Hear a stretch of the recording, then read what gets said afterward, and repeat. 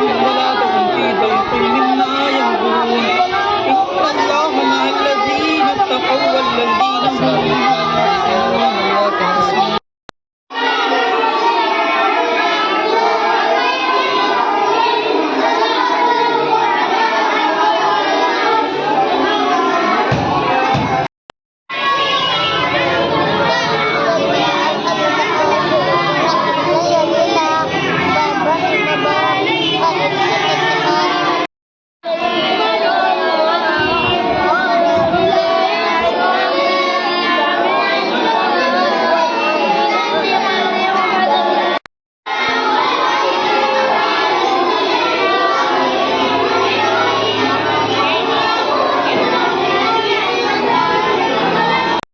اسلام مذہب جو ہے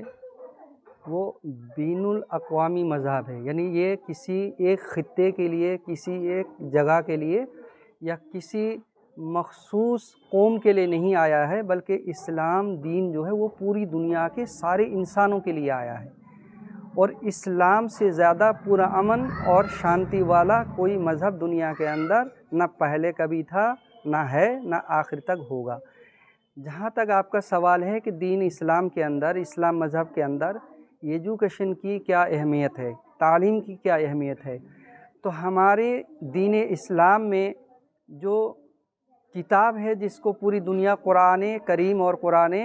مجید کے نام سے جانتی ہے، پوری دنیا اور پہچانتی ہے، اس قرآن کے اندر 30 پارے ہیں، 114 سورتیں ہیں، 6686 آیتیں ہیں۔ لیکن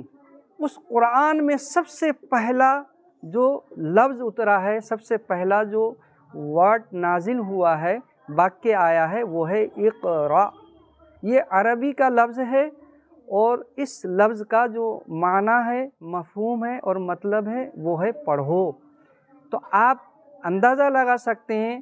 جو بھائی مجھے سن رہے ہیں، جو لوگ مجھے سن رہے ہیں، وہ اندازہ لگائیں اس بات سے کہ دین اسلام کے اندر جو اللہ کی طرف سے کتاب نازل ہوئی، جن کو آپ قرآن کے نام سے جانتے اور پہچانتے ہیں، اس قرآن میں جو 30 پارے ہیں، 114 سورتیں ہیں،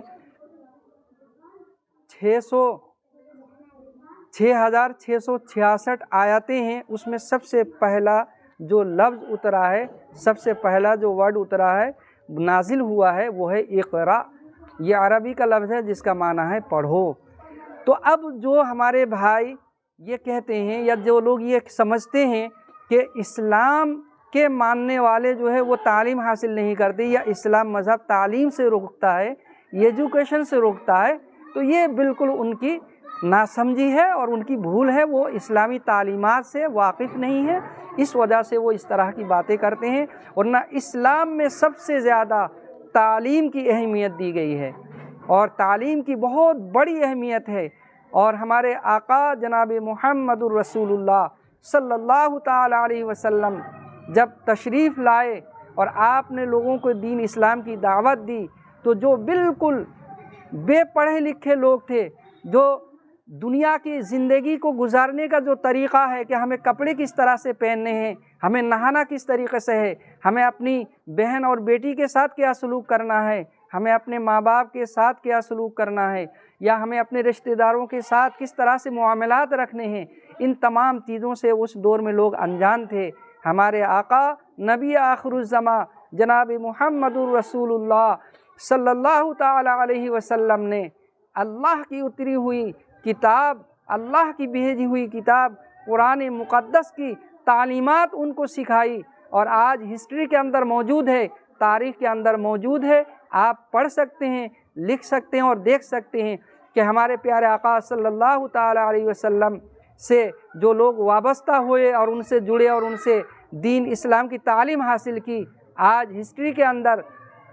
تاریخ کے اندر ملتا ہے کہ انہوں نے پوری دنیا کے اندر حکومت کی ہے اور پوری دنیا کا نظام انہوں نے چلایا ہے۔ بڑے بڑے سپر پاور کو انہوں نے جو ہے زندگی گزارنے کا طریقہ اور سلیقہ دیا ہے، اور پوری دنیا کے اندر اسلام کا ڈنکا بجایا ہے، اور اسلام مذہب میں تعلیم کی، ایجوکیشن کی جو اہمیت ہے، انہوں نے اس کو اجاگر کیا ہے۔